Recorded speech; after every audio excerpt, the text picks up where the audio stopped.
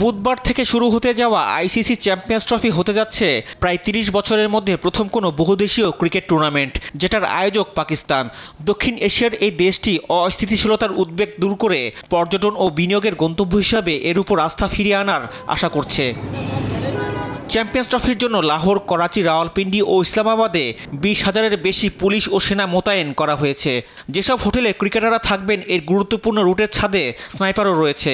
Stadium এবং বিমানবন্দরে কড়া পাহারা থাকবে, সেই সাথে সংযুক্ত রাস্তাগুলিতেও কড়া পাহারা দেয়া হবে।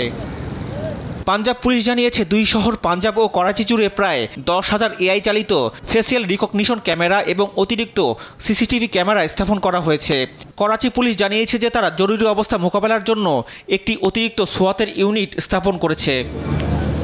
নিরাপত্তার দায়িত্বে থাকা ঊর্ধ্বতন পুলিশ কর্মকর্তা ডেপুটি ইন্সপেক্টর জেনারেল নিরাপত্তা নিয়ে কঠোর অবস্থানের কথা জানিয়েছেন। জরুরি পরিস্থিতি মোকাবেলায় রেঞ্জার্স এবং পাকিস্তানি সেনাবাহিনীর মতো অন্যান্য আইন প্রয়োগকারী সংস্থার পাশাপাশি ৫,০০০ জনেরও বেশি পুলিশ কর্মকর্তা মোতায়েন করা হয়েছে।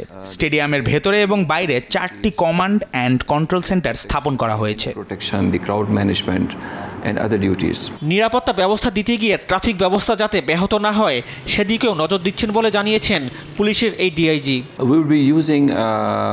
নিরাপত্তা পরিস্থিতির কথা মাথায় রেখে ট্রাফিক পরিকল্পনা তৈরি করা হয়েছে।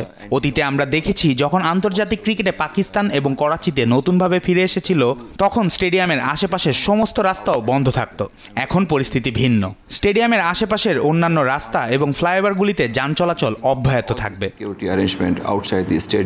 বুধবার করাচিতে পাকিস্তান নিউজিল্যান্ড ম্যাচ দিয়ে পর্দা উঠছে চ্যাম্পিয়ন্স ট্রফির এবারের আসর। রিফাত আঞ্জুম, দেশ টিভি, স্পোর্টস ডেস্ক।